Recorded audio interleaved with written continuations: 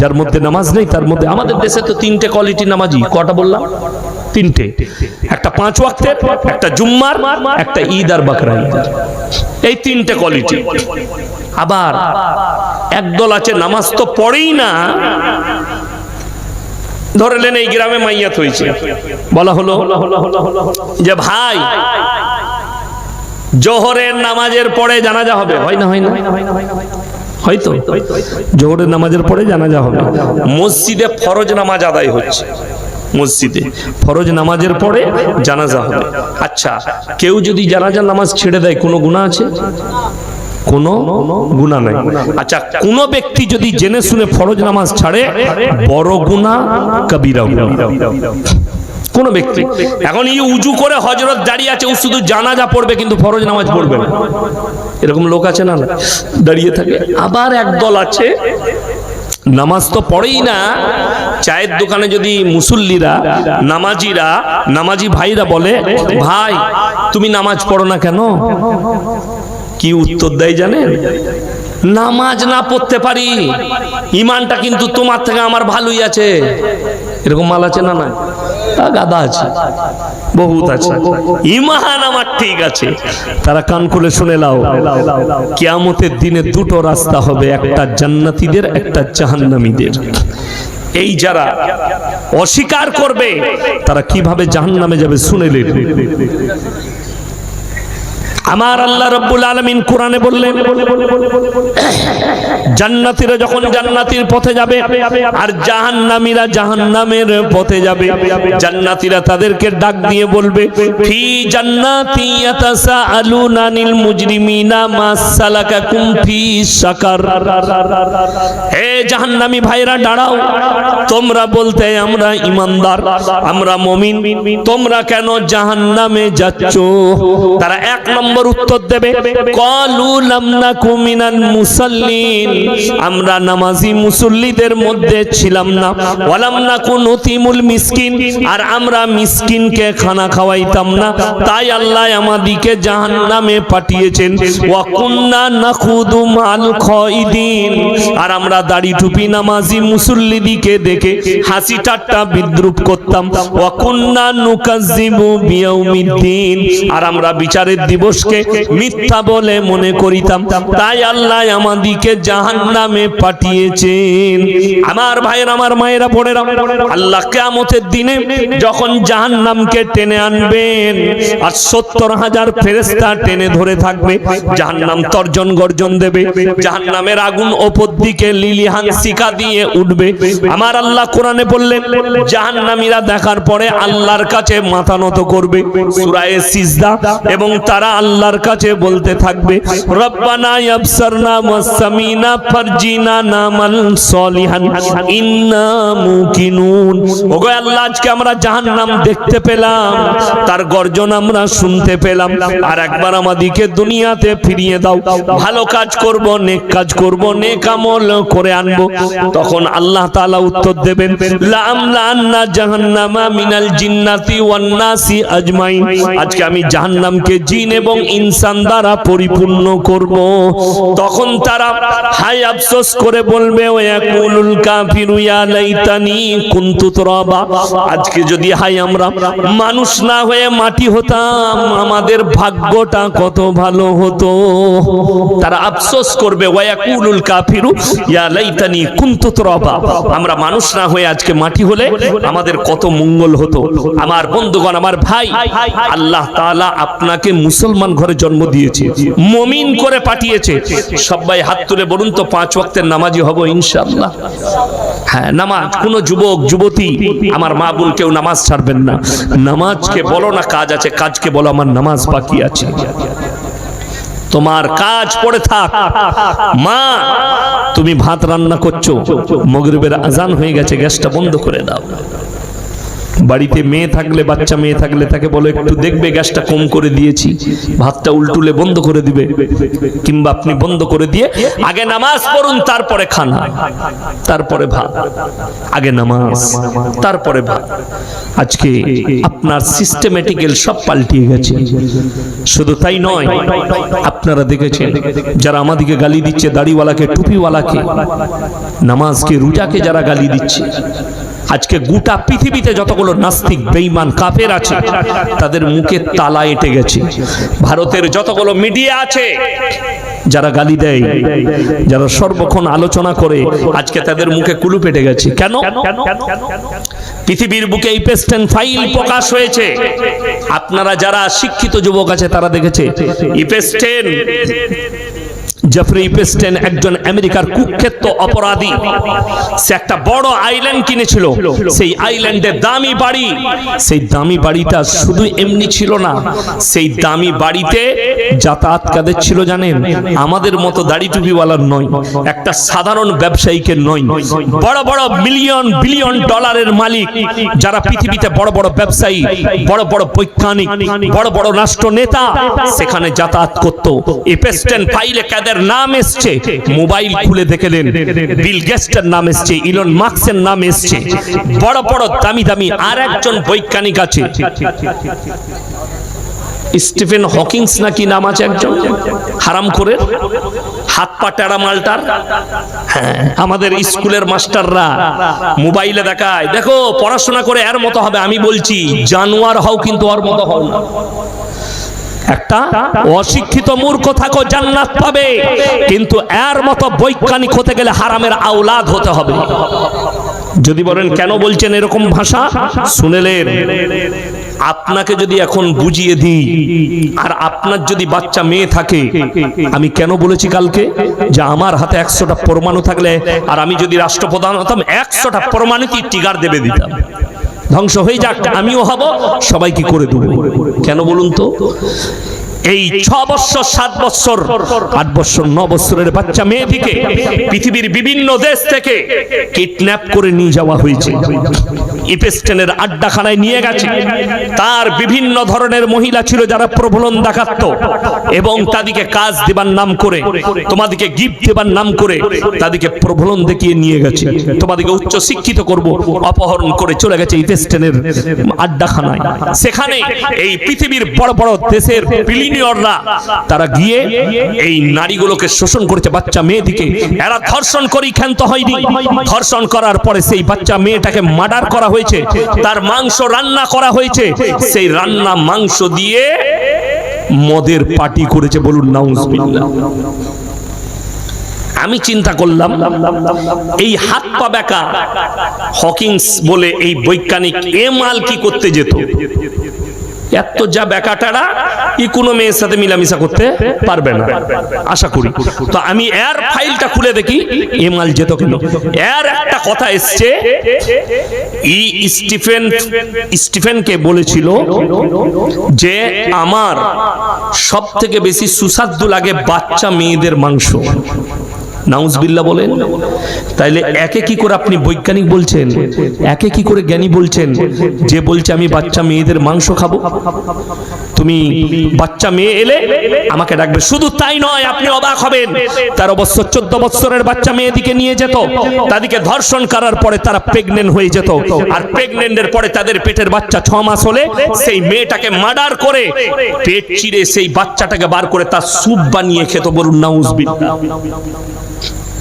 আপনি একবার চোখ বন্ধ করে ভাবুন তো, আপনার 9 বছরের একটা মেয়ে আছে, সে অপহরণ হয়ে গেছে, কিডন্যাপ হয়ে গেছে, তাকে নিয়ে চলে যাচ্ছে। আল্লাহ রাসূলের হাদিস, কিয়ামতের পূর্বে মানুষ মানুষকে হত্যা করবে বিনা কারণে। যে হত্যা করবে সেও জানবে না আমি কেন হত্যা করলাম, আর যে হত্যা হবে সেও জানবে না আমাকে কেন হত্যা করা হলো। কয়েক মাস আগে আপনাদের মুর্শিদাবাদ জেলা, থানাটার নাম হচ্ছে সালার থানা, নাম শুনেছেন তো? মুর্শিদাবাদ জেলা সালার থানা, আমার বর্ধমানের সাথে সেটে আছে। এই সালার থানায় একটা বাচ্চা মেয়ে মার্ডার হয়েছিল, দেখেছিলেন? আপনারা মোবাইলে দেখেন খবরে, বাচ্চা মেয়ে ছিল, 6 বছর 7 বছরের মেয়ে। আপনি বলুন তো, যারা তাকে কিডন্যাপ করে নিয়ে গেছে সে জানেও না আমাকে কেন কিডন্যাপ করা হয়েছে, অথচ তাকে যখন মার্ডার করা হচ্ছে সেই বাচ্চা মেয়েটা, বলুন তো সে কি ভাববে যে আমি আমার জীবনে, এইটুকু জীবনে কার পাপ করলাম, কি অপরাধ করলাম, যারা আমাকে মার্ডার করছে, আমাকে হত্যা করছে। কত কষ্ট পেয়েছে মেয়েটা, মেয়েটার থেকে মেয়েটার রুহটা কত কষ্ট পেয়েছে, বিনা কারণে তাকে হত্যা করেছে। আমার বন্ধুগণ, আমার ভাই, কিয়ামতের আলামতগুলো প্রকাশ পেয়ে গেছে, অথচ গোটা পৃথিবী নীরব আছে। জনাবে মুহাম্মদুর রাসূলুল্লাহ সাল্লাল্লাহু আলাইহি সাল্লাম 6 বছর বয়সে মা আয়েশাকে বিবাহ করেছেন, 9 বছর বয়সে তিনি সংসার শুরু করেছেন। এই হারামের আওলাদ তসলিমা নাসরিন আর এই বাংলাদেশের আর এক হারামের কুখ্যাত হারাম করেছে, তার নাম হচ্ছে আসাদ নূর, নাস্তিক, নবীজিকে গালি দিচ্ছে। এই হারামের আওলাদকে জিজ্ঞেস করুন, তোমার বাপ যদি জন্ম দিয়া থাকে হালালের সন্তান হও, ইফেস্টেড ফাইল নিয়ে কথা বলো। যারা এই বাচ্চা মেয়েগুলো নারী শুধু শোষণ করেনি, তাদেরকে রান্না করে পর্যন্ত তাদের মাংসগুলো খেয়েছে। তোদের বাপের হিম্মত নাই এদের বিরুদ্ধে বলি। অথচ আপনারা যারা মুসলমান ভাই মা বোন, শিক্ষিত অশিক্ষিত যারাই শুনছেন, দিলেতে আমার একটা কথা, রাসূলের হাদিস গেতে নিয়ে যান। আল্লাহর নবী সাল্লাল্লাহু আলাইহি সাল্লাম 11টা বিবাহ করেছেন, 11টার মধ্যে একটাও নিজে থেকে করেননি, প্রত্যেকটাই আল্লাহর হুকুমে, আল্লাহর ইশারায় করেছেন। জোরে বলুন সুবহানাল্লাহ। একটাও নিজে থেকে নয়। তা না হলে আপনি ভেবে দেখুন, 9 বছরে সংসার শুরু করেছে মা আয়েশা, সেটা তুমি ধরে বসে আছো, অথচ নবীজির বয়স 25 বছর। আর প্রথম বিবি হযরতে খাদিজাতুল কুবরা রাদিয়াল্লাহু তাআলা আনহা 40 বছরের বুড়ি বিধবা, তাকে নবীজি বিবাহ করলেন। কেন জানেন? 11টা বিবির মধ্যে 10টা বিধবা। নবীজি সাল্লাল্লাহু আলাইহি সাল্লাম পৃথিবীর মানুষকে মেসেজ দিলেন, বিধবাটা ডাস্টবিনে ফেলার জন্য নয়, বিধবাটা ব্যভিচার করার জন্য নয়, বিধবাটা রাস্তায় ঘুরে বেড়াবার জন্য নয়, অবশ্যই বিধবাটাকে বিবাহ করে স্বীকৃতি দাও বিবি রূপে। আল্লাহ তার মধ্যেও খায়ের আর বরকত রেখেছে। বলুন সুবহানাল্লাহ। আল্লাহর মধ্যেও খায়ের বরকত রেখেছে। আমাদের সমাজের বেশিরভাগ লোক কি আছে, পাড়ায় একজন বিধবা আছে, তাকে বিয়ে করবে না, তাকে জিনা করার জন্য রেডি হয়ে আছে। আমার মা, আমার বোন, যারা পরকিয়া করেন স্বামী ছাড়া, স্বামীকে লুকিয়ে, তার একবার ভেবে দেখুন তো, আপনার সঙ্গে যে পুরুষটা পরকিয়া করছে, মিলামিশা করছে, তাকে বলুন তো আপনাকে স্ত্রী রূপে গ্রহণ করবে নাকি? আপনাকে স্ত্রী রূপে গ্রহণ করবে না, খালি আপনার শরীরটা শোষণ করবে টাকা দিয়ে কিছুক্ষণের জন্য, আপনাকে বিবি রূপে গ্রহণ করবে না।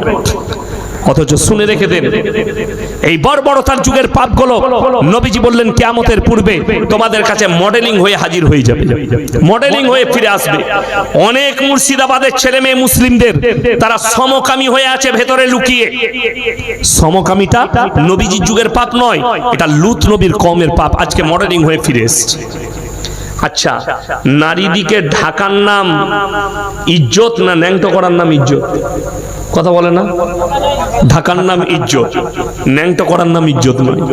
আমাদের দিল্লিতে একজন মুসলিমদের অ্যাঙ্কার, তার নাম রুবিকা লিয়াকা, সে বলছে এই মৌলবীরা পর্দা পর্দা করে চিল্লাচ্ছে নারীদের, তো যদি পর্দাটাই ফরজ হতো, আল্লাহর হুকুম হতো, তো আল্লাহ যখন দুনিয়াতে পাঠালো তাকে পর্দা করে কেন পাঠালো না মেয়েটাকে? এটা তার প্রশ্ন। আমি চিন্তা করলাম এ মুত আর গোবরটা একটু বেশি খেয়েছি, তা না এরকম কথা বলবে না। আচ্ছা, ইমানদারির সঙ্গে বলুন তো, আমরা ন্যাংটো দুনিয়াতে এসছি না কাপড় পরে? কথা বলে না? ন্যাংটো। যারা স্কুল কলেজের ছেলে মেয়ে আছেন, গুগলে সার্চ করুন প্রথম সভ্যতার নাম। কোন সভ্যতা বললাম? প্রথম সভ্যতা পৃথিবীতে। মানুষ, ইতিহাসবিদরা, আমরা লিখি নাই, ইতিহাসবিদরা লিখেছে, মানুষ ন্যাংটো থাকতো জঙ্গলে, তাদের প্রথম হাতিয়ার ছিল গাছের ডাল, তারা কাঁচা মাংস খেত, পাথরে পাথরে টক্কর লাগিয়ে আগুন লাগানো শিখলো, তারপরে পুড়িয়ে মাংস খেতে শিখলো। তাদের প্রথম সভ্যতা, প্রথম পোশাক হচ্ছে গাছের ছাল, গাছের পাতা এবং প্রাণীর চামড়া, পশুর চামড়া, এটা প্রথম সভ্যতা। তারপরে তারা কাপড় পরতে শিখলো। অর্থাৎ ইতিহাস থেকে বোঝা যাচ্ছে ঢেকে দেওয়ার নাম হচ্ছে ইজ্জত, ঢেকে দেওয়ার নাম হচ্ছে আপনার সভ্যতা, ঢেকে নেওয়ার নাম হচ্ছে মানবতা, ন্যাংটো হওয়ার নাম হচ্ছে অসভ্যতা। আর কোরআন কি বলেছে? ওয়াদরিব খুমুরিহিন্না আলা জুনুবিহিন, হে নারী তোমরা পর্দা নির্ধারিত করো, নিজেদিকে ঢেকে নাও, তোমরা কোনোদিন ধর্ষিত হবে না, লাঞ্ছিত হবে না। আপনাকে একটা বর্বরতার যুগ শুনিয়ে দিই।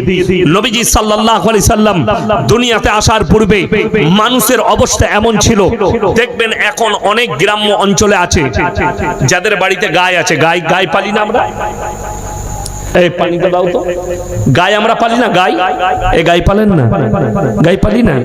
আচ্ছা, গাইকে যখন পালা হয় ওই ঠান্ডা পানিটা দাও, নরমালটা, এই গাইকে আবাদ করার জন্য মানুষ খুঁজে কোথায় ভালো ষাঁড় আছে, তাই না? সেই ষাঁড়ের কাছে নিয়ে গেলে বাছুরটা আমার ভালো হবে। হ্যাঁ, আল্লাহ নবী সাল্লাল্লাহু আলাইহি সাল্লামের আগের যুগে মানুষ নিজের বিবিকে নিয়ে যেত হাট্টা কাট্টা মরদের কাছে, যাতে ভালো বাচ্চা হয়, শক্তিশালী বাচ্চা হয়, আমার দল যেন মজবুত হয়। নবীজি সাল্লাল্লাহু আলাইহি সাল্লাম আসার পরে মা চিনালেন, বোন চিনালেন, ফুপু চিনালেন, মামি চিনালেন, নারীদের মর্যাদা বেড়ে গেল। এই নারীদের ইজ্জতের উপরে, আপনি বসুন, নারীদের ইজ্জতের উপরে আল্লাহ একটা পুরো সূরা অবতীর্ণ করলেন, সূরা নিসা। এই সূরা নিসা 4 পারা, একবারই শেষ পৃষ্ঠা। কোথায় বললাম? 4 পারার শেষ পৃষ্ঠা। হুররিমাত আলাইকুম উম্মাহাতুকুম ওয়া বানাতুকুম ওয়া খালাতুকুম ওয়া বানাতুল আখি ওয়া বানাতুল উখতি। হাফের পর থেকে শেষ পৃষ্ঠায় পড়ে নেবেন, যাদের বাড়িতে বাংলা মানে কোরআন আছে। কার কার সঙ্গে তোমার বিবাহ হারাম, কার সঙ্গে তোমার বিবাহ জায়েজ। আল্লাহ পুরো ছক কষে দিলেন। মা বোন চিলানেন নবীজি, মা এটা, বোন এটা, নারীদের ইজ্জত এটা। রাস্তা দিয়ে নবীজি পেরিয়ে যাচ্ছেন, আর সাহাবীরা নবীজির সাথে আছে।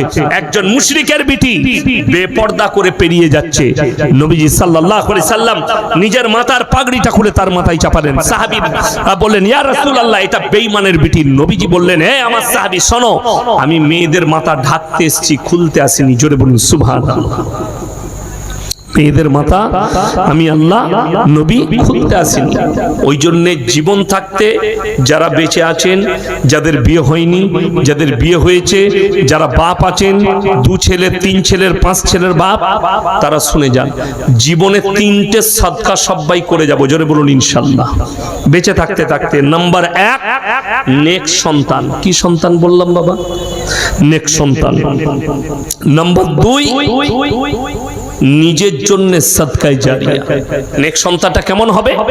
আপনি মরে গেলে সেই বেটা যেন ইমামকে এসে বলতে পারে, হুজুর হ্যাঁ আমি তো সবই মাসলা মাসাইল জানি, 5 ওয়াক্ত নামাজ পড়ি, আলহামদুলিল্লাহ, আমার সবই তো দেখতেন ঠিক আছে, তো আমি আমার বাপের জানাজাটা পড়াবো। হাদিসে আছে, কোন সন্তান যদি বাপের জন্য দোয়া করে আর তার চোখের পানিটা গালে গড়ানোর আগে আমার আল্লাহ কবুল করে নেয়। জোরে বলুন সুবহানাল্লাহ। আপনি ভাবুন তো, আপনি দোয়া পড়ছেন, আল্লাহুম্মা গফির লি হাইয়িনা ওয়া মাইয়িতিনা ওয়া শাহিদিনা ওয়া গায়বিনা ওয়া সাগীরিনা ওয়া কাবীরিনা ওয়া যাকারিনা ওয়া উনসানা, আর আপনার চোখ দিয়ে পানি পড়ছে, আমি আমার বাপের জানাজা পড়াচ্ছি। আল্লাহ নবী বললেন, দোয়াটা তোমার চোখের পানিটা গালে আসার আগে আল্লাহ কবুল করে নেবেন। আপনি এরকম একটা নেক সন্তান রেখে যান, যে আপনি মরে যাওয়ার পর আপনার কবরটা জিয়ারত করবে, আপনার জন্য দান খয়রাত করবে। নিজের বাচ্চাকে আমরা কোনোদিন, আমার 2.5 লাখের বেশি বাইন ছুটছে, তোমার ছেলেকে ডাক্তার করতে পাবে না জীবনে বলিনি। ডাক্তার করুন, মাস্টার করুন, প্রফেসর করুন, ইঞ্জিনিয়ার করুন, নেতা করুন, মন্ত্রী করুন, আইপিএস করুন, সব করুন। আল্লাহর কসম করে বলছি, দিন থাকা জরুরি। যদি দিন না থাকে কোনো মূল্য নাই আল্লাহর কাছে। আপনার ছেলে সব ডিগ্রি হাসিল করতে পাবে, আপনার মেয়ে ডাক্তার হবে, আইপিএস হবে, পর্দা ফরজ, পর্দাও করবে, এবং দিন থাকা জরুরি, এইটা জরুরি। আমার বর্ধমানে অনেক ডাক্তার আছে, সালামের উত্তর দেয় না, নাস্তিক, মুসলিম ঘরের ছেলে, বোর্ডটা মুসলিম লাগিয়ে রেখে দিয়েছে, কিন্তু সালামের উত্তর দেয় না। আবার এমনও ডাক্তার আছে আপনি মৌলবি ছাড়া ধরতে পারবেন না, এত বড় দাঁড়িয়ে। ডাক্তার আমিনুল ইসলাম সাহেব, শিশু ডাক্তার। আমার ছোট মেয়ে যখন জন্ম হয়েছিল ওনার কাছে দেখিয়েছিলাম, বলে আপনার মেয়ে সুস্থ, নিয়ে যান, কোনো ওষুধ লাগবে না, টাকা লাগবে না, কিচ্ছু লাগবে না। ইমানদার ডাক্তার, বিরাট বড় ডাক্তার, এখন বর্ধমানে সব থেকে বড় শিশু ডাক্তার, ডাক্তার আমিনুল ইসলাম হাজি সাহেব। এত বড় বড় দাড়ি, আপনি মৌলবি ছাড়া ধরতে পারবেন না। আলেম ছাড়া ধরতে পারবেন না, দিনদার, দেখে আপনি খুশ হয়ে যাবেন। এই ডাক্তার হচ্ছে তার দুনিয়াও ভালো পরকালও, দুটোই, দুনিয়া পরকাল এক দুটোই সুন্দর। আর যে হারাম করে উত্তর দিল না, নাস্তিক হয়ে গেছে, আর দুনিয়াটাই খালি সুন্দর থাকবে, পরকালটাই আর অন্ধকার। এটা মাথায় রাখবেন। ওই জন্য আমার ভাই অনুরোধ করে বলছি, নেক্সট সন্তান, আর নাম্বার 2 নিজের জন্য সাদকায়ে জারিয়া করে যান বেঁচে থাকতে। মাদ্রাসা মসজিদ হচ্ছে, মাদ্রাসা হচ্ছে, সাদকায়ে জারিয়া করে যান। নাম্বার 3 খায়রুকুম মান তাআল্লামাল কুরআন আল্লামাহু, যারা ইলম হাসিল করে এবং অপরের কাছে পৌঁছে দেয়। এই যে এতগুলো কথা আমি বললাম, আপনারা শুনলেন, আমার এই কথাগুলো আপনার বন্ধুর কাছে, প্রতিবেশীর কাছে, আত্মীয় স্বজনের কাছে, বিবি আসতে পারেনি বিবির কাছে, আমার এই দাওয়াতগুলো আপনি যখন পৌঁছাবেন, আমিও সাদকার নেকি পাবো, আপনিও সাদকার নেকি পাবেন, আমার উস্তাদও পাবে, তার উস্তাদ পাবে, সবাই সাদকার নেকি পেতে থাকবে কিয়ামতের সকাল পর্যন্ত। জোরে বলুন সুবহানাল্লাহ। 3টে ব্যক্তি যদি আপনার কাছে কোনোদিন হাত পাতে, জীবনে এদের হাত ফেরাবেন না, আল্লাহ 3 জনের দোয়াকে কবুল করে লাই। 1 নম্বর, ওয়া আতিদাল কুরবা, কাছের গরিব যদি কোনোদিন হাত পাতে, তার হাতকে ফেরাবেন না। আপনি 10 টাকা দিবেন, মনে মনে ভাববেন, আল্লাহ আমাকে দেনেওয়ালা বানিয়েছো, আমাকে হাত পাতনেওয়ালা বানাও না। নাম্বার 2, ওয়াল ইয়াতামা ওয়াল মাসাকিন, এতিম আর মিসকিন যদি হাত পাতে, তাদের হাতকে ফিরিও না। ওয়াবনাস সাবিলি ওয়ালা তুবাদদির তাবদীরা, আর মুসাফির যদি হাত পাতে, তার হাতকে ফিরিও না। পরের আয়াতে আল্লাহ ভয়ঙ্কর কথা বললেন, মারাত্মক উপদেশ দিলেন, ইন্নাল মুবাদদিরিনা কানু ইখওয়ানাশ শায়াতিন ওয়া কানাশ শাইতানু লিরাব্বিহি কাফুরা, যারা অপব্যয় করে তারা হচ্ছে শয়তানের ভাই। আল্লাহ আপনাকে টাকা দিয়েছে মানে এটা নয় আপনি যেখানে সেখানে খরচ করবেন। যদি কেউ ইসলাম বিরোধী, আল্লাহ বিরোধী, রাসূল বিরোধী, শরীয়ত বিরোধী জায়গায় খরচ করে, মদেতে, গাঁজাতে, আফিংয়ে, হিরোইনে, জুয়াতে, বিভিন্ন রকম খারাপ কাজে, গান বাজনা ইত্যাদিতে যদি খরচ করেন, আল্লাহ কোরআনে বললেন তারা হচ্ছে শয়তানের ভাই, অপব্যয়কারী শয়তানের ভাই। আর আল্লাহ তাআলা বললেন শয়তান জাহান্নামী, তার ভাই যে হবে সে জান্নাতে যেতে পারবে না। টাকা আল্লাহ আপনাকে দিয়েছে মানে এটা নয় যে আপনি আপনার ইচ্ছা মতো হারাম হালাল যে কোনো জায়গায় খরচ করবেন না, আপনাকে শুধুমাত্র হালাল জায়গায় খরচ করতে হবে। আপনি পেটে খান, আমরা মনে করি মানুষ বেশি ভালো মন্দ খাই বলে গরিব হয়ে যায় না, কোনোদিন নয়। যার টাকা আছে খাবার জন্য গরিব হয় না। যতজনকে আল্লাহ গরিব করেছে, যাদের কাছ থেকে সম্পদ কেড়েছে, তাদের ভেতর থেকে খবর নেন অপব্যয় করার কারণে আল্লাহ তাআলা সম্পদ কেড়ে নিয়েছে। অপব্যয় মানে মালটাকে আল্লাহ রাস্তা বাদ দিয়ে তারা হারাম জায়গায় খরচ করা। ওই জন্য আমার বন্ধুগণ সবাই নিয়ত করুন, আমরা আল্লাহ রাস্তায় খরচ করবো। জোরে বলুন ইনশাআল্লাহ। আজকের এই জলসায় সব থেকে বড় মুসাফিরকে কথা বলে আমি 180 কিলোমিটার এলাম, আমি 180 আমার বাড়ি থেকে, তাও কাটোয়া ঘাট পেরিয়েছি বলে। এখন আমি 200-র ওপরে যাব, কুলি হয়ে গেলে 200-র ওপর দিয়ে হবে রাস্তা। এখন ঘাট পার করাবে না, রাত্রে আমাকে ওই দিকেই যেতে হবে। যাই হোক, আজকের এই জালসায় সব থেকে বড় মুসাফির আমি। আপনারা অনেক দিয়েছেন, অনেক কিছু করেছেন। দেখুন, আমিও মাদ্রাসাওয়ালা, আমি জানি একটা মাদ্রাসা, একটা মসজিদ চালালে খরচ এবং তার কি প্রয়োজনীয়তা। তবে পৃথিবীতে সব থেকে সুন্দর বাড়ি হচ্ছে মসজিদ, আল্লাহর ঘর। নবীজি সাল্লাল্লাহু আলাইহি সাল্লাম বলেছেন, যাকিরা, কিয়ামতের দিনে গচ্ছিত সম্পদ। মানুষ কাঁদবে কি নিয়ে জানেন বেশি? যে আমি যদি মাদ্রাসায়, মসজিদে যদি আরো 10 টাকা বেশি খরচ করতাম, আমার মঙ্গল হতো। ইমানদারির সঙ্গে বলুন তো বাবা, কোরআনে পারা কটা আছে? 30টা পারা আছে। আপনারা আমাকে 30 ব্যাগ সিমেন্ট বলুন তো কে কে দিবেন? 5 ব্যাগ করে 6 জন ভাই বলুন তো। মাত্র 5 জন বলেছি, 6 ব্যাগ করে 5 × 6 30 হয়ে যাবে। 30 পারা কোরআনে।